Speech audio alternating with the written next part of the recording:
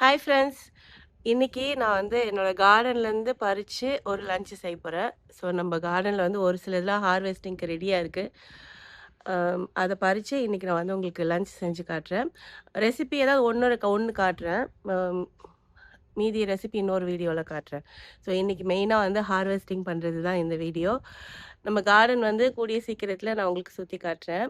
இப்போ தான் வந்து செட் பண்ணிக்கிட்டு இருக்கோம். பாதி வேலை தான் முடிஞ்சிருக்கு. இன்னும் பாதி வேலை நெறைய இருக்கு. அதெல்லாம் முடிஞ்சதுக்கப்புறம் மொத்தமா என்னோட கார்டன் உங்களுக்கு நான் ஒரு கார்டன் டூர் போடுறேன். இப்போ வந்து கொஞ்சம் ஹார்வெஸ்டிங் பண்ணி, இன்னைக்கு லஞ்சே என்னோட கார்டன்ல விளைஞ்சது மட்டும் தான். ஸோ ரொம்ப ரொம்ப ரொம்ப ஹேப்பியா ஹார்வெஸ்டிங் பண்ணலாம் வாங்க.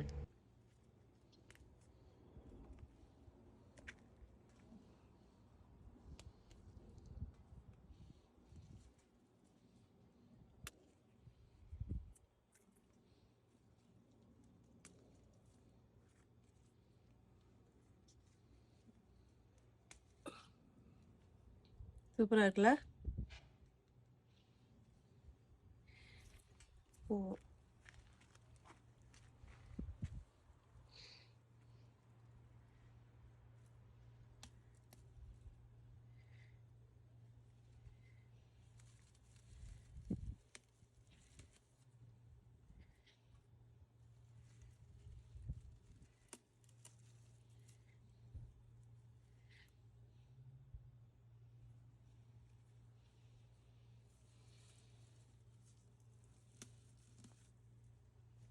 டபுள் பூவா இருக்கு இதுல.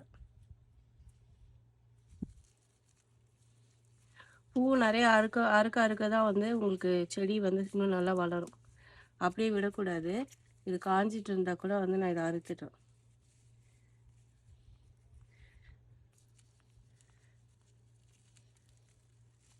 அப்பதான் அடுத்த பூ வர்றதுக்கு ஸ்பேஸ் இருக்கும். இல்லைன்னா வந்து இதுவே வந்து உங்களுக்கு அடைச்சிரும்.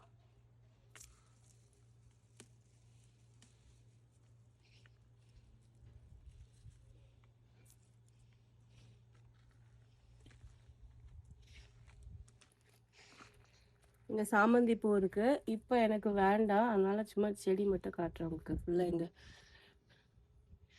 சாமந்தி பூ. இங்க ஜூஜிபி ஃப்ரூட் கொஞ்சம் இருக்கு.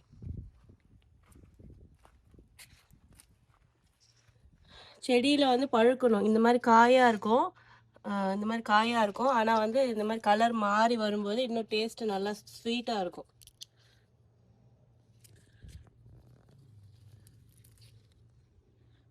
பாருங்க. இதுவும் கலர் மாறிடுச்சு.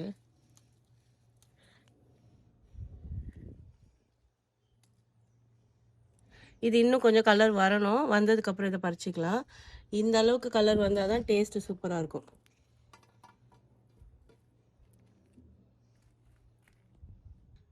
கிட்டத்தட்ட இது ஃபுல்லாக வந்து சிகப்பு தண்டிக்கீரை நம்ம பழைய வீட்டிலேருந்து கொண்டு வந்து விதை போட்டது தான்.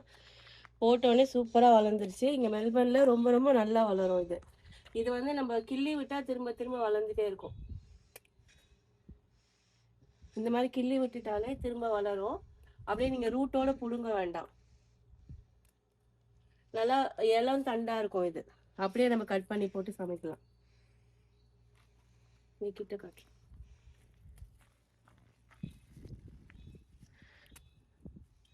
நீங்கள் வேரோட பிடுங்கிட்டிங்கன்னா இந்த இந்த ஒரு கிராப்பில் இது முடிஞ்சு போயிடும். ஆனால் நீங்கள் இந்த மாதிரி கிள்ளி கிள்ளி எடுத்து விட்டிங்கன்னா திரும்ப திரும்ப அது வளரும்.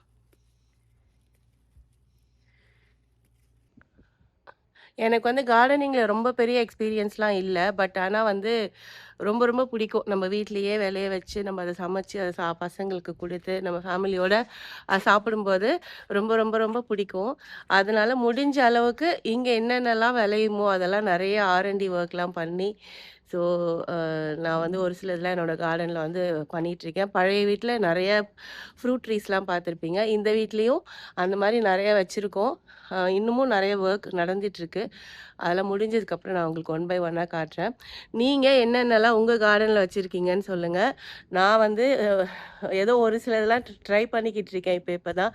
ஸோ மெல்பர்னில் இதெல்லாம் வளரும் வளராது அப்படின்னு கூடிய சீக்கிரத்தில் உங்களுக்கு அப்டேட் நான் கண்டிப்பாக கொடுப்பேன். ஓகே. வந்து இங்கே நமக்கு மெல்பர்னில் ஒரு சில வெரைட்டி தான் கிடைக்கும். ஸ்பினாச்சு, ஸ்பினாச்லேயே வந்து 2 வெரைட்டி கிடைக்கும். ஆனால் சிகப்பு தண்டிக்கீரை ஏதாவது ஒரு சில கடையில் கிடைக்கும். அதுவும் இத்தினூண்டு கட்டே வந்து உங்களுக்கு அவ்வளோ எக்ஸ்பென்சிவாக சொல்லுவாங்க. இவ்வளோ கூட வராது ஒரு கட்டில். அது இவ்வளோ இளங்கீரையாகவும் இருக்காது நம்ம கடையில் வாங்குறது. ஆனால் நம்ம வீட்டில் வளர்த்தோம்னா எப்போ நமக்கு வேணுமோ அப்போ வரைக்கும் டக்குன்னு வந்து பறித்து ஒரு குழம்பு வைக்கிறதோ இல்லை பொரியல் செய்கிறதோ. இனிஷியலாக இது மாதிரி இளங்கீரையாக இருக்கும் பொரியல் பண்ணுங்கள். அந்த தண்டோடு சமைச்சு சாப்பிடும்போது செம்ம டேஸ்ட்டாக இருக்கும்.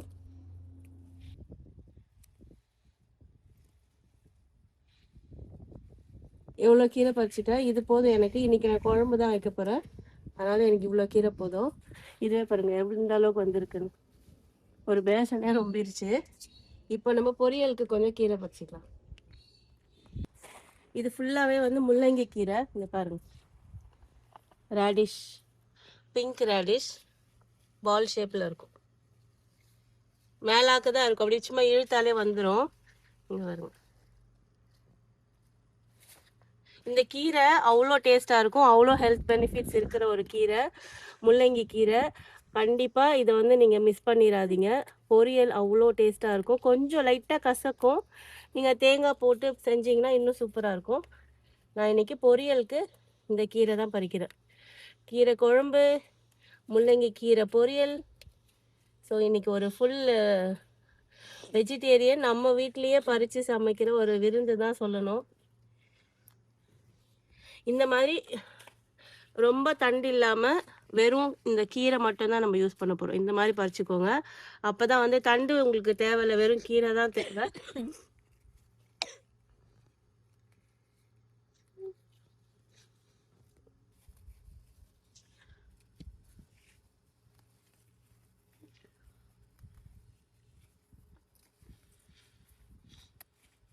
நீங்கள் இலை பறிக்க பறிக்க திரும்ப திரும்ப வளர்ந்துட்டே தான் இருக்கும். ஸோ நீங்கள் எவ்வளோ கீரை பறிக்கிறீங்களோ அவ்வளோ கீரை திரும்பவும் வளரும். அதனால் வீக்லி வந்து ஒரு 4-5 நாளைக்கு நீங்கள் சமைச்சிட்டே இருக்கலாம் இந்த கீரையை. அவ்வளோ ஹெல்த் பெனிஃபிட் இருக்கிற ஒரு கீரை. டேஸ்ட்டும் சூப்பராக இருக்கும். இது சப்பாத்திக்கு போடலாம். பருப்பு போட்டு கடையிறதை விட பொரியலாக செஞ்சு சாப்பிட்டா நல்லாயிருக்கும். வேர்க்கடலை பொடி போட்டு எங்கள் அம்மா அடிக்கடி செஞ்சு தருவாங்க. அப்போல்லாம் அந்த முள்ளங்கி வந்து கீரையோடு தான் வரும். அந்த முள்ளங்கி கீரை எப்போவுமே நான் வந்து சமைச்சு கொடுக்க சொல்லி கேட்டு சாப்பிடுவேன். அவ்வளோ பிடிக்கும் எனக்கு. வேர்க்கடலை வறுத்து போட்டு பூண்டு இடித்து இந்த முள்ளங்கி கீரை பொரியல் செஞ்சு பாருங்கள், செம்ம டேஸ்ட்டாக இருக்கும்.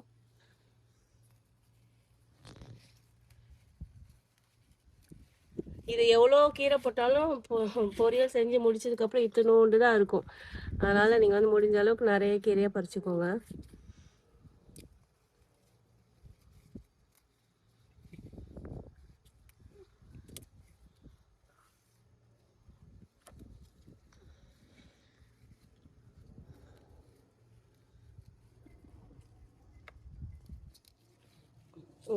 எவ்வளோ பறிச்சுட்டேன் நான். இன்னமும் இருக்கு, இன்னும் கொஞ்சம் பறிச்சுக்கலாம்.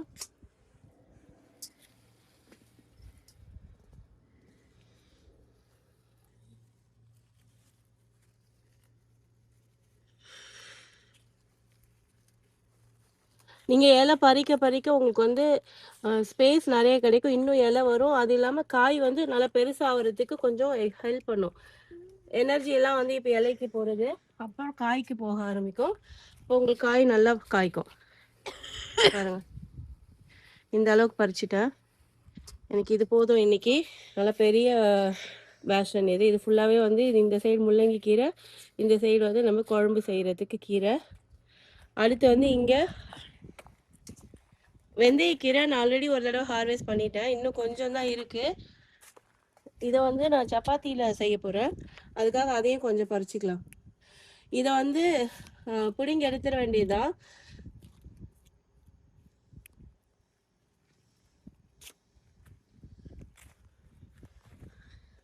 இதை வந்து நான் இதுக்கப்புறம் வந்து இதில் விதை தான் வரும். அதனால நம்ம பிடுங்கி எடுத்துடலாம். இதுக்கப்புறம் இது வளர போகிறதில்ல. இது நம்ம வேற புதுசாக போட்டுக்கலாம். வெந்தயக்கீரை வந்து நீங்கள் கிள்ளி விட்டாலாம் வளராது. ஒரு தடவை தான் ஹார்வெஸ்ட் பண்ண முடியும். அண்ட் இதில் வந்து உங்களுக்கு விதை விடணும் அப்படின்னு நினச்சிங்கன்னா நீங்கள் விடலாம். பட் நான் வந்து ட்ரை பண்ணி பார்த்தேன். விதை வருது தான். பட் ஆனா வந்து அது வொர்த் இல்லன்னு எனக்கு தோணுச்சு. அதனால வந்து நானு கீரை வரைக்கும் யூஸ் பண்ணிட்டு, எவ்வளோ வரைக்கும் கீரை யூஸ் பண்ண முடியுமோ அந்த அளவுக்கு வரைக்கும் கீரை மட்டும் யூஸ் பண்ணிட்டு மீதிய தூக்கி போட்டுடுறேன். ரொம்ப ரொம்ப ஈஸியா சும்மா தூவி விட்டாலே வந்துரும் அப்படின்னா இந்த கீரை தான் சொல்லுவேன்.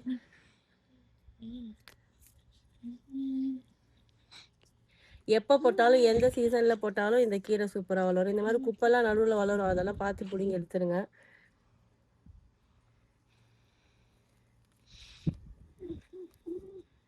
ஒரு கட்டு கீரை வந்து $3 $4 விற்கிறாங்க. இது வந்து எவ்வளோ ஈஸியாக வளர்க்க முடியும்னா சும்மா ஒரு ஸ்பூன் போட்டாலே உங்களுக்கு வந்து 4 கட்டு கீரை வரும். அந்த அளவுக்கு வரும் இது. அதுவும் 1 மந்த்லேயே நீங்கள் ஹார்வெஸ்ட் பண்ணிடலாம். 2 தடவை பண்ணலாம். நான் இது ஒரு ஸ்பூன் தான் போட்டேன். எவ்வளோ எந்த அளவுக்கு வளர்ந்துருக்குன்னு பாருங்கள். நான் ஆல்ரெடி ஒரு தடவை சமைச்சிட்டேன். இது 2வது தடவை இதை நான் சமைக்க போகிறேன். இதை வந்து நான் சப்பாத்தி மாவில் போட்டு இப்போ செய்ய போகிறேன் இது.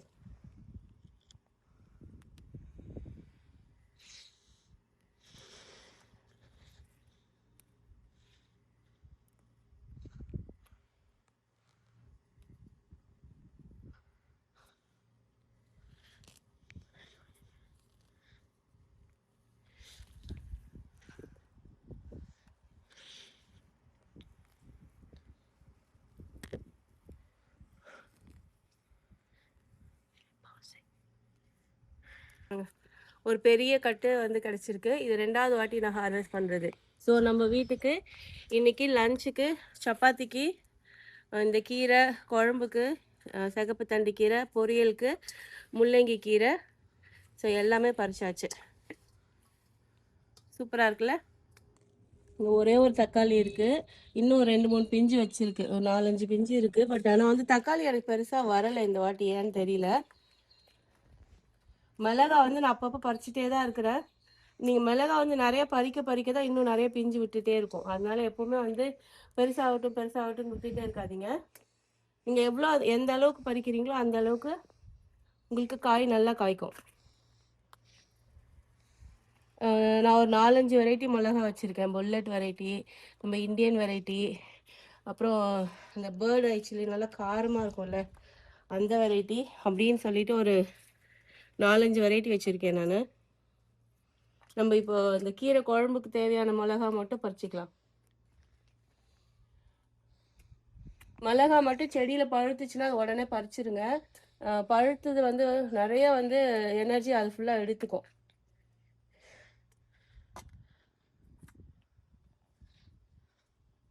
இந்த காய் காட்டுறேன்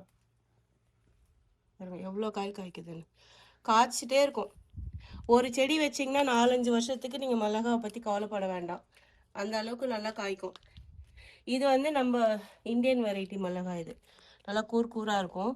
இந்த மிளகா காரமாகவும் இருக்கும். இது போதும் நமக்கு இன்னைக்கு குழம்புக்கு. ஓகேவா? போய் சமைக்கலாமா? ஹார்வெஸ்டிங்லாம் பண்ணி முடிச்சாச்சு. இப்போ போய் நம்ம மெயின் சமைச்சிட்டு லன்ச் தான் சமைக்க போகிறேன்.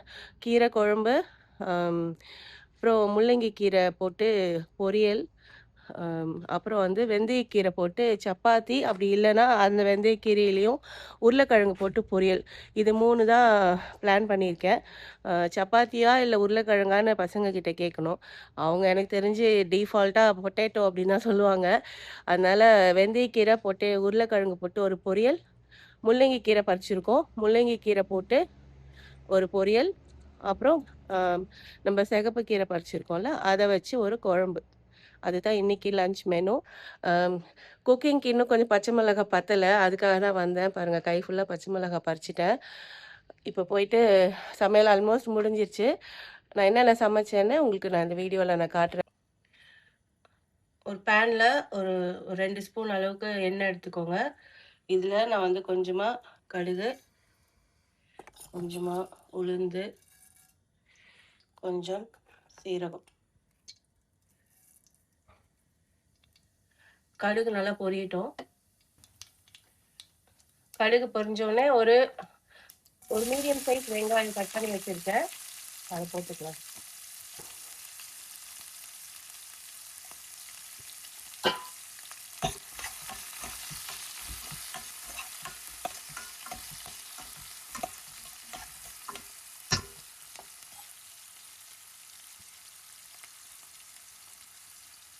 கொஞ்சம் உப்பு சேர்த்துக்கலாம்.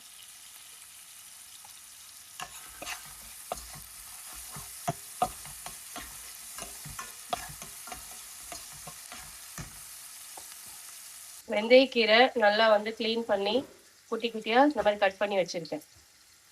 ஒரு பெரிய கை ஃபுல்லாக வந்திருக்கு.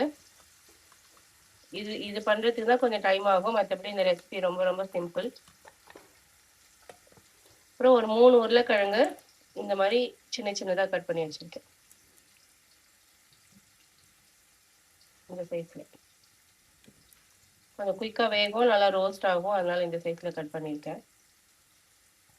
தண்ணியில் போட்டு வச்சுக்கோங்க, அப்புறம் கலர் மாறாமல் இருக்கும். 3 பல்லு பூண்டு தோலோடவே இடிச்சிக்கலாம்.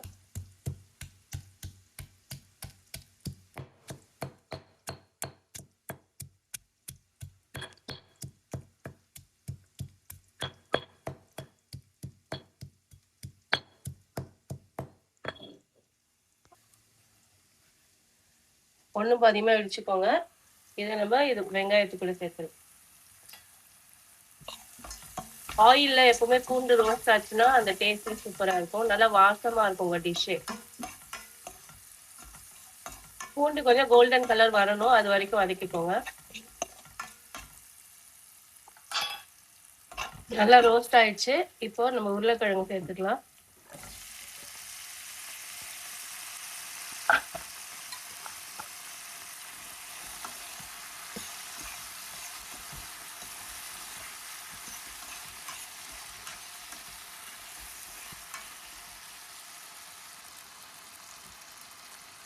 ஒரு 1/4 ஸ்பூன் அளவுக்கு மஞ்சள் தூள்,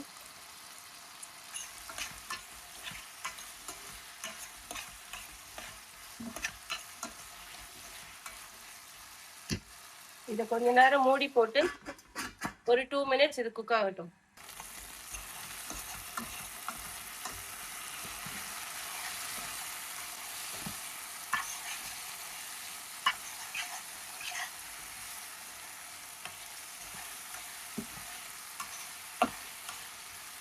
டூ மினிட்ஸ் ஒன்ஸ் எடுத்து கலரி விடுங்க, இல்லைன்னா அடி பிடிச்சிரும்.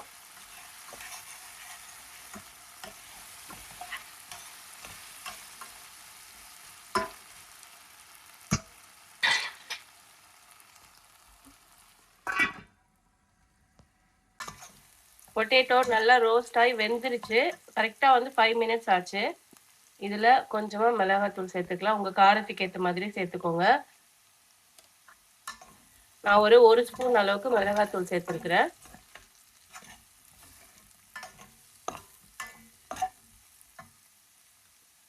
இதுல நம்ம பொடியா கட் பண்ணி வச்சிருக்கிற நம்ம தோட்டத்திலே விளைஞ்ச வெந்தயக்கீரை சேர்த்துக்கலாம். வெந்தயக்கீரை அவ்வளோ ஹெல்த்தி. வெந்தயமே ரொம்ப ரொம்ப நல்லது. இதுல நம்ம கீரை சேர்க்கும் போது இன்னும் சூப்பரா இருக்கும். பொட்டேட்டோ கூட வெந்தயக்கீரை சூப்பர் காம்பினேஷன். இது மட்டும் கொஞ்சமா ரசம் சாதத்துக்கு கூட பிசைஞ்சு சாப்பிடுங்க, அவ்வளோ டேஸ்டா இருக்கும். வெறும் சாதத்திலே சூப்பரா இருக்கும், சப்பாத்திக்கும் சூப்பரா இருக்கும். கீரை போட்டு ரொம்ப நேரம் குக் பண்ணக்கூடாது, ஒரு 5 மினிட்ஸ் இருந்தா போதும். ஏன்னா பொட்டேட்டோ உருளைக்கிழங்கு வெந்துருச்சு, நம்ம மசாலா எல்லாமே குக் பண்ணிட்டோம். கீரை பாருங்க போட்ட உடனே எல்லாம் உருளைக்கிழங்கோட ஒட்டிக்கும், சூப்பரா இருக்கும் டேஸ்ட். இந்த பாத்திரத்துல அடியில இந்த சுரண்டி அதை ரைஸ்ல பிசைஞ்சு சாப்பிட்டு பாருங்களேன், செம்ம டேஸ்டா இருக்கும். நான் நான்ஸ்டிக்ல சமைக்கல, உருளைக்கிழங்கு வந்து ஸ்டீல் பாத்திரத்துல செஞ்சா அப்படியே ஒட்டிட்டு ஓடும். நான் வந்து என்ன சொல்றேன், செஃப் வெங்கடேஷ் பட்டோட பாத்திரம் வாங்கி செஞ்சேன்னு வச்சுக்கோங்களேன், அவ்வளோ எண்ணெய் ஊற்றணும், அது அடியில் ஒட்டிக்கிட்டே இருக்கும். இப்போ ரொம்ப கடுப்பாயிரும் எனக்கு அதில் பொரியல் செய்யணும்னா.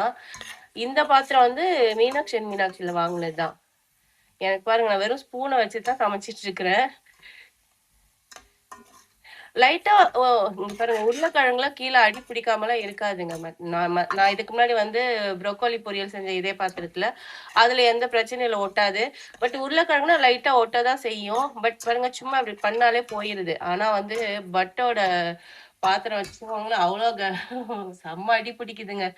அது வந்து வெறும் இந்த குழம்பு வெரைட்டி செய்யறதுக்கு ஓகே, பொரியல்லாம் செய்யறதுக்குலாம் அது எனக்கு ஒத்து வரல. நீங்க என்ன மாதிரி ஃபீல் பண்றீங்கன்னு மறக்காம கமெண்ட் பண்ணுங்க. இத வந்து ஒரு 2 மினிட்ஸ் மூடி வச்சிடலாம்.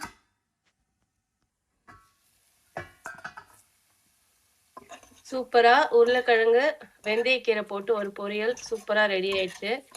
ரொம்ப ரொம்ப ரொம்ப டேஸ்டா இருக்கும். கண்டிப்பா ட்ரை பண்ணி பாருங்க. வெந்தயக்கீரை வாங்குனீங்கன்னா இதை ஒரு தடவை எனக்காக செஞ்சு பாருங்க. உங்களுக்கு ரொம்ப ரொம்ப பிடிக்கும். நீங்களே அடிக்ட் ஆயிருவீங்க இந்த பொரியலுக்கு. சப்பாத்திக்கு பூரிக்கெல்லாம் ரொம்ப நல்லா இருக்குங்க இது.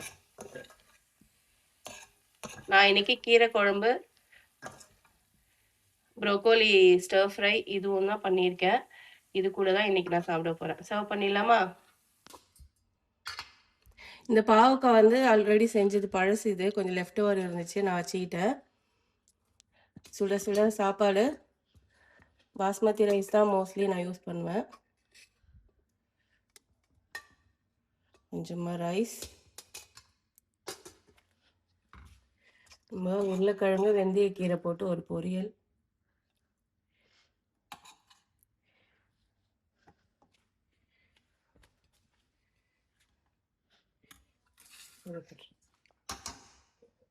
இது வந்து ப்ரோக்கோலி வந்து வெறும் ஸ்டர் ஃப்ரை. இதில் வந்து ரொம்ப ரொம்ப ஆயில் கம்மி, ஜஸ்ட் ஸ்டீம் பண்ண மாதிரி தான் இருக்கும். பூண்டும் மிளகாவும் போட்டு அவ்வளோதான், வேற எதுவும் போட மாட்டேன்.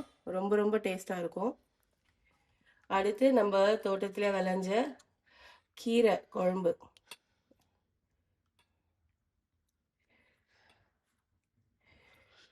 எவ்வளோ ஒரு சாட்டிஸ்ஃபேக்ஷனான ஒரு சாப்பாடு தெரியுங்களா? இதுதான் இன்னைக்கு என்னோட லஞ்ச். என்னோட கார்டன்லேயே விளைய வச்சு நானே விதை போட்டு டெய்லி நான் தான் தண்ணி ஊற்றுவேன். கார்டன் அந்த அளவுக்கு எனக்கு ரொம்ப பிடிக்கும். கீரை பறிச்சிருக்கோம். முள்ளங்கி கீரை வந்து இன்னைக்கு நான் செய்யலை, ஏன்னா இதுவே நிறைய ஆயிடுச்சா, ஸோ டூ மச்சாக வேணாம் அப்படின்னு முள்ளங்கி கீரை மட்டும் எடுத்து ஃப்ரிட்ஜில் வச்சுட்டேன். நாளைக்கு முள்ளங்கி கீரை பொரியல் செய்யும்போது நான் உங்களுக்கு காட்டுறேன். இன்னைக்கு வந்து நம்ம தண்டிக்கீரை போட்டு, சிகப்பு தண்டிக்கீரை போட்டு குழம்பு, வெந்தயக்கீரை போட்டு உருளைக்கிழங்கு கண்டிப்பாக நீங்கள் ட்ரை பண்ணுங்கள். என்னோட ரெசிபி நான் உங்களுக்கு கவர் பண்ணியிருக்கேன், ட்ரை பண்ணி பாருங்கள். ப்ரோக்கோலியோட ரெசிபி வேணுனாலும் சொல்லுங்கள், இன்னொரு வீடியோவில் போகிறது. ரொம்ப ரொம்ப சிம்பிளான ஒரு ரெசிபி. சாப்பிட்டு பார்த்துடலாமா? எனக்கு வந்து கீரை அது அந்த அரையும் போதே வந்து அப்படியே எப்போ எப்போ சாப்பிட போகிறோன்ற மாதிரி ஒரு ஃபீல் இருந்தது. கிட்டத்தட்ட 1 மாதம் தான் ஆச்சு நான் விதை போட்டு. கீரை எப்போவுமே 1 மாதத்துலேயே நீங்கள் ஹார்வெஸ்டிங் பண்ணிடலாம். இன்னும் இன்னும் ஒரு 1 மாதம் வரைக்கும் நமக்கு அது வளர்ந்துட்டே வேற இருக்கும். ஸோ இப்போ நம்ம அடுத்த பேட்ச் வந்து இன்னொரு பக்கத்தில் போட்டுட்டோம்னா நமக்கு எப்போவுமே 360 டேஸ் நமக்கு கீரை இருந்துகிட்டே இருக்கும். ஸோ கொஞ்சம் கீரை, ப்ரொக்கோலி எங்கள் வீட்டில் எல்லாருக்குமே பிடிக்கும், சும்மாவே சாப்பிடுவாங்க.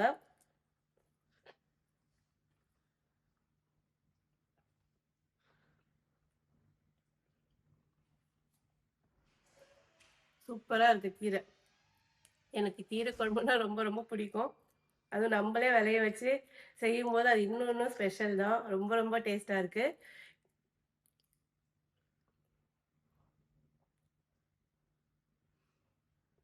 இந்த கீரையை இப்படியாவது சாப்பிடலாம், நீங்கள் ரைஸோட பசஞ்சு சாப்பிட்டாலும் இன்னும் டேஸ்ட்டாக இருக்கும். வெந்தயக்கீரையில் ஒரு சின்ன கசப்பு இருக்கும்ல, அந்த எந்த கசப்புமே இதில் இருக்காது. உருளைக்கிழங்கோட சேர்த்து செய்யும்போது சூப்பரான ஒரு டேஸ்ட்டு. நான் இன்னைக்கு என்னோட லஞ்ச் என்ஜாய் பண்ண போகிறேன். உங்கள் வீட்டில் நீங்கள் என்ன லஞ்ச் பண்ணீங்கன்னு மறக்காமல் கமெண்ட் பண்ணுங்கள். இந்த பாவக்காவோட ரெசிபியும் நான் வந்து ஆல்ரெடி ஷேர் பண்ணியிருக்கேன்.